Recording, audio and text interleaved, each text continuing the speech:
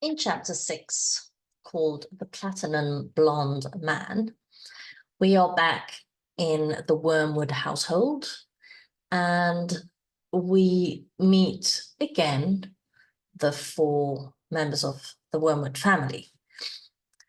This chapter is all about Matilda executing her new plan to pay her father back for humiliating her and for being unkind, nasty, and dismissive of her in the previous chapter, where Matilda was able to work out a sum very intelligently, whereas her father called her a liar and a cheat.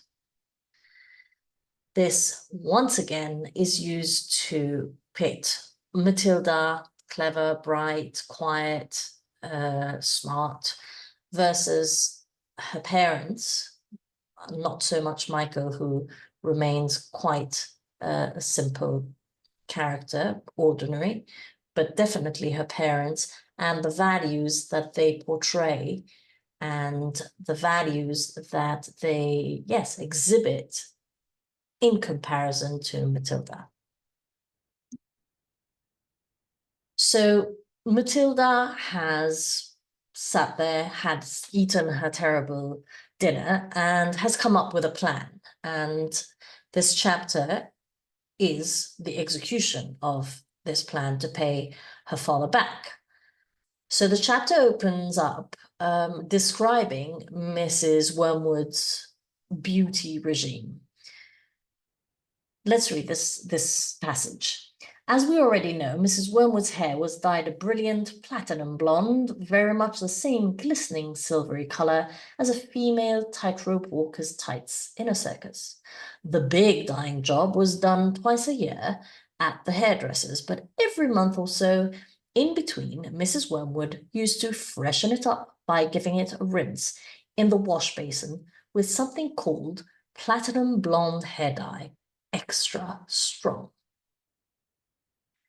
Mrs. Wormwood, as described here, is trying to embody this idea of femininity. She is blonde, she's busty, and yet it is clear in the narrator's description these efforts are constantly being undermined in little details. And this one, although she's trying to look after herself, she goes to the hairdresser, she does her hair, and yet the little brown hair still trying to creep up underneath this dyeing job. Now, apart from Mrs. Wormwood, we have Mr. Wormwood, who's also very concerned about his look. So he's very vain. He's described his fine crop of hair being his hair, of which he's exceedingly proud. Now he's constantly portrayed as boastful, as loud. All of his actions are an attempt to make himself look important, and it's a way of enlarging himself. So even when he's in his bathroom, his grunts as he puts on his lavender lotion, they can be heard by Matilda in the room next door. His grunts are like an animal. So it's very, he's trying to sound very masculine. And also there's a sweet little conversation between Mr. Wormwood and Matilda as he is talking about his good strong hair. What is it? Good strong hair, he was fond of saying, means there's a good strong brain underneath. He's always elevating himself. He's always showing himself and promoting himself as being very clever. And in this case, he's saying this great strong hair, this good strong hair has big brains underneath. And Matilda brings up Shakespeare, and he has no idea who Shakespeare is, the greatest playwright of all time. And what obviously this shows is the superficiality of Mr. Wormwood, where looking after your hair is far more important than knowing any great literary figure or any knowledge that is mainly prized by Matilda in this part of her life as she's exploring all of these things. It's also clever that Matilda, again, in her quiet, clever demeanor, would have been listening to her father loudly doing his hair routine every morning, grunting and showing how important this feature of himself is, that through this, she knows that attacking him in this area would be extremely embarrassing with him and undermined basically his masculinity and his success by damaging his appearance and his beloved hair. This next passage gives us Mr. Wormwood as he enters the kitchen, where Matilda's quietly having her breakfast with her brother Michael scoffing, and Mrs. Wormwood is making Mr. Wormwood's breakfast, the same breakfast he always has. I'll read. At this point, Mr. Wormwood came noisily into the room. He was incapable of entering any room quietly, especially at breakfast time. He always had to make his appearance felt immediately by creating a lot of noise and clatter.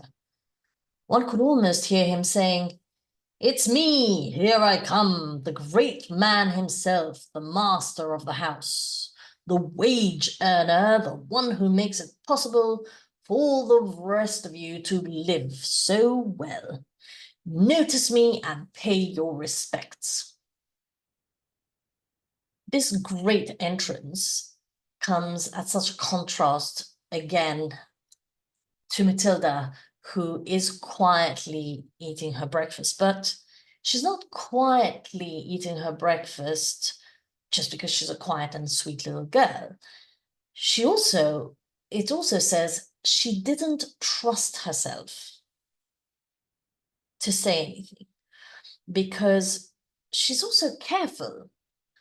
This goes once again in contrast to Mr. Wormwood, who is loud, brash, who makes squalid deals, with clients, who cheats and doesn't think of the repercussions. Now, at a young age, Matilda is planning, she's plotting, she's quiet, she watches TV, she thinks of how she's going to or she pretends she's watching TV more like, and thinks about how she's going to get back at her dad. She's very careful and meticulous in her planning, which comes as a great contrast to her father. This loud, brash and aggressive attitude that Mr. Wormwood has when entering the kitchen is described in terms of what it means, what it portrays as Mr. Wormwood saying by the narrator. The narrator uses it to give a couple of key ideas. On one of them, for instance, is this notion that Mr. Wormwood feels that he is the one who is holding the fort, who is the wage earner, the wage being a salary, whereas Mrs. Wormwood doesn't have a job. Mrs. Wormwood is a housewife who should be looking after the children and looking after her husband. And that sets her apart again as not being able to be financially secure and independent, whereas dependent on Mr. Wormwood, who clearly likes this position and shows it at every opportunity. Over here, we have Mrs. Wormwood, who is diligently preparing her husband's fried breakfast, which is what he wants every day.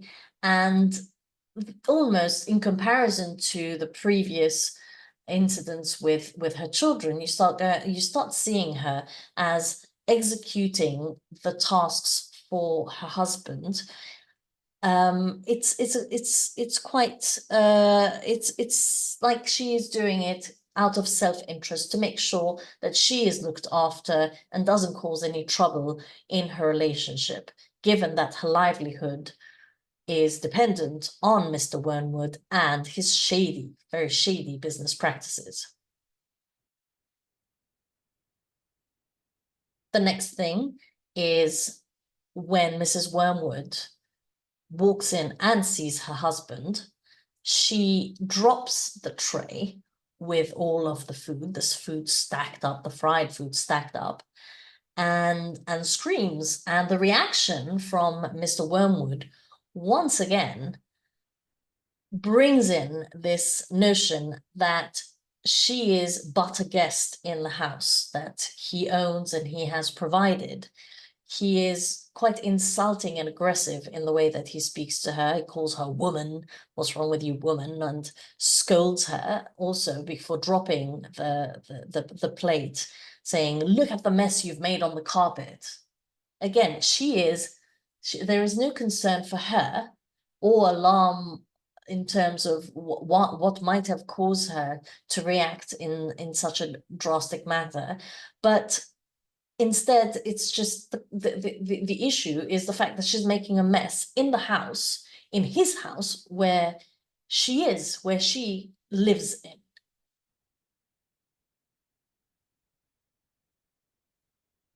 After dropping the breakfast and Mr. Wormwood getting angry, it's the next passage goes into how it's actually Michael, as Matilda is being very quiet, not trusting herself, who brings the humiliation to his father. The passage goes, "You must have dyed it, Dad," the son said. "It's the same color as Mum's, only much dirtier looking." "Of course he's dyed it," the mother cried. "It can't change color all by itself. What on earth were you trying to do? Make yourself look handsome or something? You look like someone's grandmother gone wrong."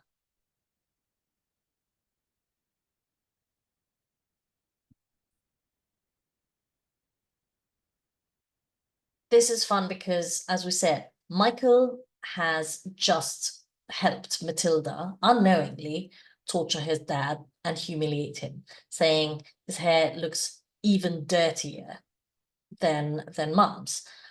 Then Mrs. Wormwood continues to betray the notion that she's not completely in love with her husband.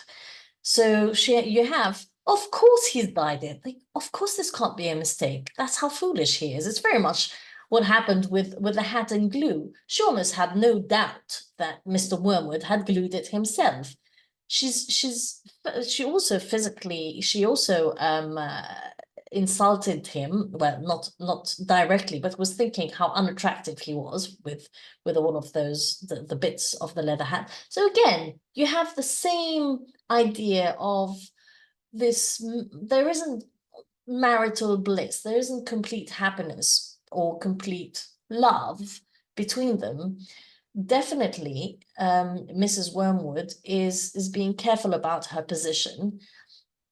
And on the other hand, Mr. Wormwood, as the chapter carries on, and you have the family, him going, "What's wrong?" And the family is going, "Well, your hair, and this and that." And then they open the bag, and he gets a mirror.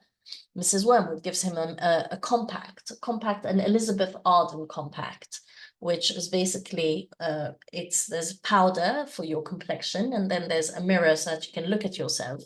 And this is another way that Mrs. Wormwood looks after herself in order to keep herself looking feminine and helps herself look beautiful in her role as the female of the family, the wife, and so on.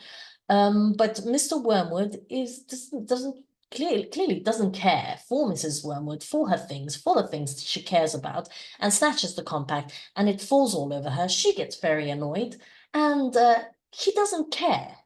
He completely ignores her and carries on with his complete concern with his self and his appearance and what could have gone wrong with his hair. Again, another instance where you feel that the relationship is a little precarious. It is not built on a solid foundation of love and care and respect, but both of them seem to almost be in parallel, looking after themselves, self-interested, parents neglecting their daughter, maybe not so much Michael, but not really thinking of the family as a whole and the values that should be there in terms of looking after each other and caring for each other. Matilda then chirps up very quietly and says, oh, maybe you made a mistake. Maybe you swapped the bottles. You took mummy's dye instead of your lotion. And Mrs. Wormwood continues to go, of course. She goes, of course that's what happened. The mother cried, well, really, Harry, how stupid can you get? Why didn't you read the label before you started splashing the stuff all over you? And it continues. And later on, Mr. Wormwood goes, what, is it going to fall off? Or, you know, and she says, maybe you should wash it and all this, or and maybe that will help take it off, or maybe it will take off the dye. And then Mrs. Wormwood continues showing completely dismissive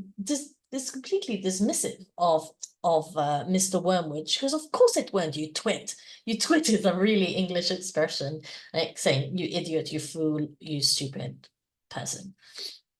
And so again, Mrs. Wormwood doesn't think he's particularly intelligent, is telling him right out in this moment. And he's also oblivious, as we will see in, you know, as it continues, these insults continue, and he is consumed by what's happened to him. And essentially, by the end of it, Mrs. Wormwood closes the chapter with this great passage. She goes, where Matilda asks her, he does some pretty silly things now and again, doesn't he, Mummy? Matilda said. The mother, dialing the number on the phone of the appointment that Mr. Wormwood has asked her for to be able to fix his hair, said, I'm afraid men are not always quite as clever as they think they are. You will learn that when you get a bit older, my girl. Ironically, it's clear that Matilda knows this very well indeed already, but Mr. Wormwood has not picked up on his wife feeling that way about him, is completely insensitive and consumed with his own troubles about his hair. And in the end, all he cares about is that he's getting what he wants. His wife has made his appointment. He's on his way to fixing his hair, and all the rest of him is oblivious. In terms of what this shows is Matilda's more mature. The fact that she is resourceful also shows that her interests and her reading are developing her and making her assert herself, be able to change a little bit the dynamics of what things are, whereas her mother, with her lack of education, with her lack of intellect, is stuck in this pattern, knowing that her husband is a fool, but also knowing that she can't do anything or won't do anything about it because she has no other options.